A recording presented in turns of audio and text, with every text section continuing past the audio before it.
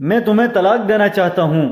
میز پہ کھانا لگاتے ہوئے اس کا پورا دھیان پلیٹیں سجانے میں تھا اور میری آنکھیں اس کے چہرے پہ جمی تھی۔ میں نے آہستگی سے اس کا ہاتھ تھاما تو وہ چونک سی گئی۔ میں تم سے ایک ضروری بات کرنا چاہتا ہوں۔ کافی ہمت جتانے کے بعد بالآخر میرے منہ سے نکلا۔ وہ چپ چاپ کرسی پہ بیٹھ گئی۔ اس کی نگاہیں چاہے میز پہ مرکوز تھی پر ان میں سے اٹھتا درد میں بخوبی محسوس کر رہا تھا۔ ایک پل کے لیے میری زبان پہ تالا سا لگ گیا، پر جو میرے دماغ میں چل رہا تھا اسے بتانا بہت ضروری تھا۔ میں تمہیں طلاق دینا چاہتا ہوں۔ میری آنکھیں جھک گئیں۔ میری امید کے برعکس اس نے کسی قسم کی حیرانی یا پریشانی کا اظہار نہ کیا، بس نرم لہجے میں اتنا پوچھا، کیوں؟ میں نے اس کا سوال نظر انداز کیا۔ اسے میرا یہ رویہ گراں گزرا۔ ہاتھ میں پکڑا چمچ فرش پہ پھینک کے وہ چلانے لگی اور یہ کہہ کے وہاں سے اٹھ گئی کہ تم مرد نہیں ہو۔ رات بھر ہم دونوں نے ایک دوسرے سے بات نہیں کی۔ وہ روتی رہی۔ میں جانتا تھا کہ اس کے لیے یہ جاننا ضروری ہے کہ آخر ہماری شادی کو ہوا کیا ہے۔ میرے پاس اسے دینے کے لیے کوئی تسلی بخش جواب نہیں تھا۔ اسے کیا بتاتا کہ میرے دل میں اس کی جگہ اب کسی اور نے لے لی ہے۔ اب اس کے لیے میرے پاس محبت باقی نہیں رہی۔ مجھے اس پہ ترس تو بہت آ رہا تھا اور ایک پچھتاوا بھی تھا، پر اب میں جو فیصلہ کر چکا تھا اس پہ ڈٹے رہنا ضروری تھا۔ طلاق کے کاغذات عدالت میں جمع کرانے سے پہلے میں نے اس کی ایک کاپی اس سے تھمائی جس پہ لکھا تھا کہ وہ طلاق کے بعد گھر، گاڑی اور میری ذاتی کاروبار کے 30% کی مالکن بن سکتی ہے۔ اس نے ایک نظر کاغذات پہ دوڑائی اور اگلے ہی لمحے اس کے ٹکڑے کر کے زمین پر پھینک دیے۔ جس عورت کے ساتھ میں نے اپنی زندگی کے 10 سال بتائے تھے وہ ایک پل میں اجنبی ہو گئی۔ مجھے افسوس تھا کہ اس نے اپنے انمول جذبات اور قیمتی لمحے مجھ پہ ضائع کیے، پر میں بھی کیا کرتا؟ میرے دل میں کوئی اور اس حد تک گر کر چکا تھا کہ اسے کھونے کا تصور ہی میرے لیے ناممکن تھا۔ بالآخر وہ ٹوٹ کے بکھری اور میرے سامنے ریزہ ریزہ ہو گئی۔ اس کی آنکھوں میں آنسوں کا سمندر امڈ آیا تھا۔ شاید یہی وہ چیز تھی جو اس طلاق کے بعد میں دیکھنا چاہتا تھا۔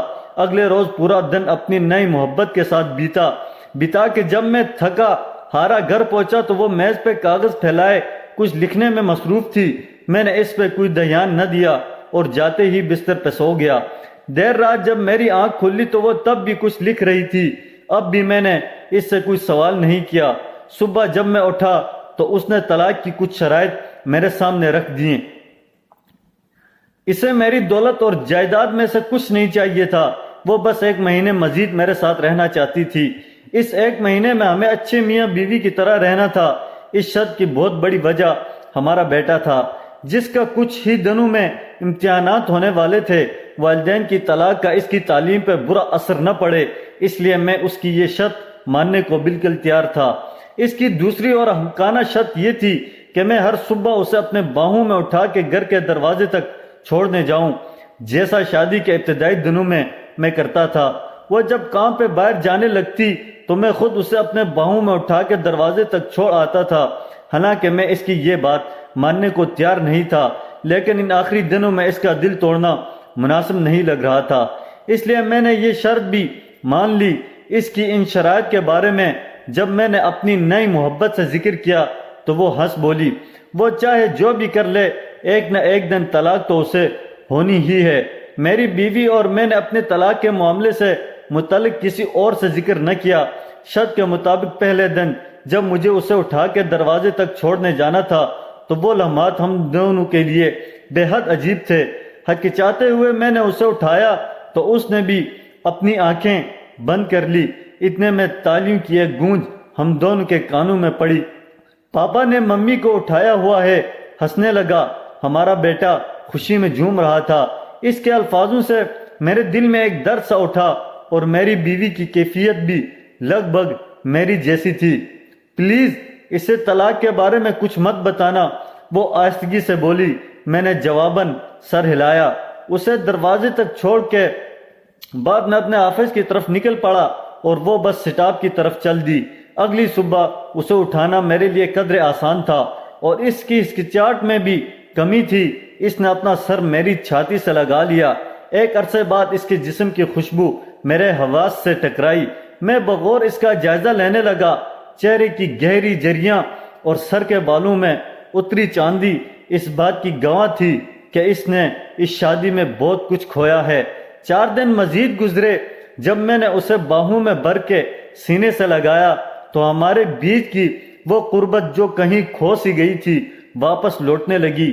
پھر ہر گزرتے دن کے ساتھ قربت کے وہ جذبات بڑھتے گئے، لمحے دنوں کو پر لگا کے اڑا لے گئے اور مہینہ پورا ہو گیا۔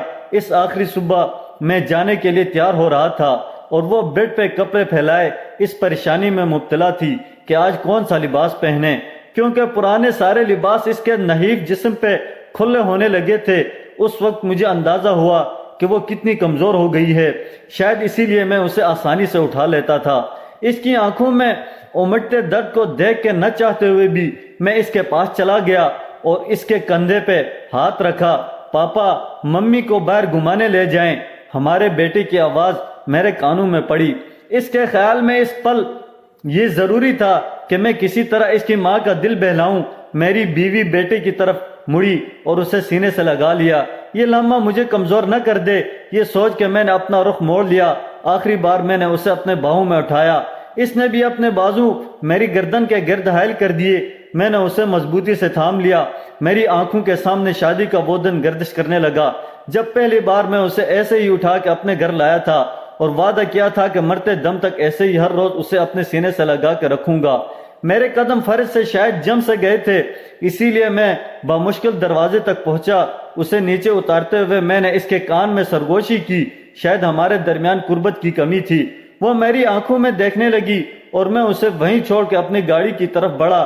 تیز رفتار میں گاڑی چلاتے ہوئے بار بار ایک خوف میرے دل میں گھر کر رہا تھا کہ کہیں میں کمزور نہ پڑ جاؤں، اپنا فیصلہ بدل نہ دوں۔ میں نے اس گھر کے دروازے پہ بریک لگائی جہاں نئی منزل میرا انتظار کر رہی تھی۔ دروازہ کھلا اور وہ مسکراتے ہوئے میرے سامنے آئی۔ مجھے معاف کر دو، میں اپنی بیوی کو طلاق نہیں دے سکتا۔ میری منہ سے نکلے یہ الفاظ اس کے لیے کسی دھماکے سے کم نہیں تھے۔ وہ میرے پاس آئی اور ماتھے پہ ہاتھ رکھ کے بولی، شاید تمہاری طبیعت ٹھیک نہیں ہے یا پھر تم مزاق کر رہے ہو۔ نہیں، میں مزاق نہیں کر رہا، شاید ہماری شادی شدہ زندگی بے رنگ ہو گئی ہے، پر میرے دل میں اس کے لیے محبت اب بھی زندہ ہے۔ بس اتنا ہوا، ہم ہر وہ چیز بھول گئے جو اس ساتھ کے لیے ضروری تھی۔ دیر سے صحیح پر مجھے سب یاد آ گیا ہے، اور ساتھ نبھانے کا وہ وعدہ بھی یاد ہے جو شادی کے پہلے دن میں نے اس سے کیا تھا۔ نئے ہر بندھن کو توڑ کے بعد میں پرانے بندھن کو دوبارہ جوڑنے کے لیے واپس لوٹا۔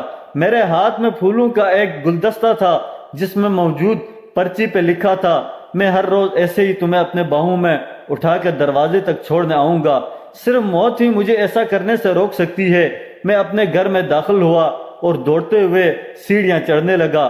میرے پاس اپنی بیوی کو دینے کے لیے زندگی کا سب سے بڑا تحفہ تھا۔ میں جب اس سے چند لمحوں کی دوری پہ تھا تبھی زندگی کی ڈور اس کے ہاتھوں سے سرک گئی۔ کئی مہینوں تک کینسر کی بیماری سے لڑتے لڑتے وہ ہار چکی تھی۔ نہ اس نے کبھی اپنی تکلیف کا مجھ سے ذکر کیا اور نہ ہی مصروف زندگی نے مجھے اس سے پوچھنے کا موقع دیا۔ جب اسے میری سب سے زیادہ ضرورت تھی تب میں کسی اور کے دل میں اپنے لیے محبت کھوج رہا تھا۔ وہ جانتی تھی کہ اس کے پاس زیادہ وقت نہیں ہے، کہیں ایسا نہ ہو کہ اس کی موت سے قبل طلاق کا اثر ہمارے بیٹے کے دل میں میرے لیے نفرت کا بیج بو دے۔ اس لیے بیتے 1 مہینے میں اس نے بیٹے کے سامنے انتہائی محبت کرنے والے شوہر کا میرا روپ نقش کر دیا، جو حقیقی تو نہیں تھا پر دائمی ضرور بنا۔ یہ کہانی ان لوگوں کے لیے ہے جو اپنے بے رنگ رشتوں میں رنگ بھرنے کے بجائے ان سے دور بھاگنے کی کوشش کرتے ہیں۔ کئی بار یہ سمجھنے میں ہم دیر کر دیتے ہیں کہ نئے رشتے قائم کرنا زیادہ صحیح ہے یا پھر پرانے رشتوں میں رنگ بھرے جائیں۔ اس کا فیصلہ آپ کے ہاتھ میں ضرور ہے، لیکن ایسا نہ ہو کہ آپ وقت پہ فیصلہ نہ کر سکیں اور اس تاخیر میں ہاتھ ہمیشہ ہمیشہ کے لیے خالی رہ جائیں۔ تو دیر مت کیجیے۔ تو ناظرین، یہ تھی ہماری آج کی ویڈیو۔ مزید ایسی ویڈیو دیکھنے کے لیے جڑے رہیے گا ہمارے ساتھ اور چینل کو سبسکرائب کرنا مت بھولیے گا۔ تو ملتے ہیں نیکسٹ ویڈیو میں، تب تک کے لیے خوش رہیں اور خوشیاں بانٹیں۔ اللہ حافظ۔